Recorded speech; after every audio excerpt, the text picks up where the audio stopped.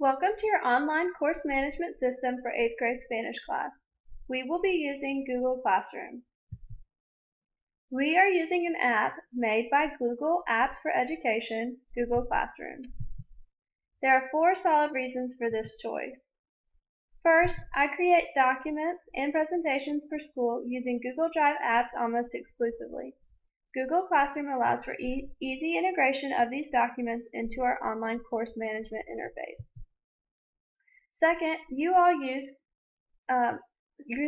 as in students use Gmail accounts set up for you by the school, so it is easy for you to join Classroom and you're already familiar with Google Drive and its format. Third, I'm also comfortable using Drive to review and share documents, so this lessens the learning curve for all involved. Finally, documents that have been posted to Classroom are automatically updated when I edit them in Drive, and the simplicity of posting any document in my Drive to Classroom is a huge benefit to using this app.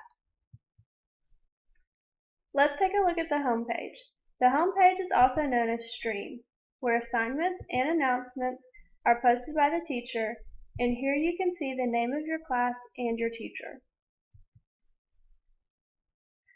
On the About page, students can find teacher contact information, as well as specific class information such as required textbook and the room meeting number. This page also contains important documents pertinent to the class that can be found by simply scrolling down. Here's the actual About page in the Google Classroom, and as you can see when you scroll down, students have access to important pertinent documents to our 8th grade Spanish class.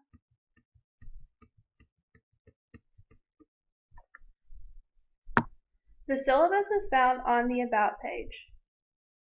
The syllabus outlines important class expectations, goals, procedures, and management issues.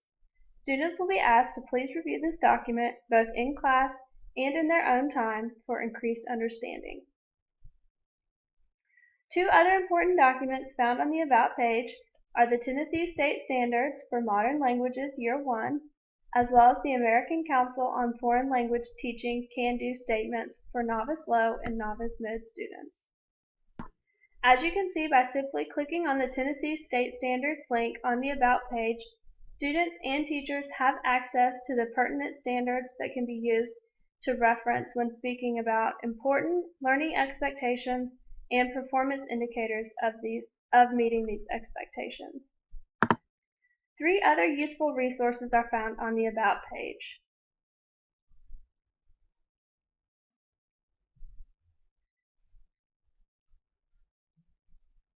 One is a PDF reminding students of beneficial ways to study for Spanish tests. The second is a PDF outlining research-based test-taking strategies that will prove useful both on Spanish tests and as well as in high-stakes testing situations. Finally, students have access to an important document that details the apps or bookmarks they will need to have access to on their personal devices in order to participate fully in Spanish class. As you can see, the first pointer is to always use Google Chrome, which especially makes sense when using Google products like Classroom, Docs, or Slides. Some other important apps that we'll be using in class include Quizlet, Nearpod, and ShadowPuppet EDU. The course map is the final important document found on the About page. The course map provides a plan for all instruction given, test and quiz dates, as well as assignment due dates. The second navigation header on Google Classroom is the Students header. Here the teacher can locate a pin to give students to join the classroom. The other way to sign students up is to invite them via email using the blue invite button on this page. Finally, once all students have access to the Google Classroom management system, they can collaborate and post questions and comments here.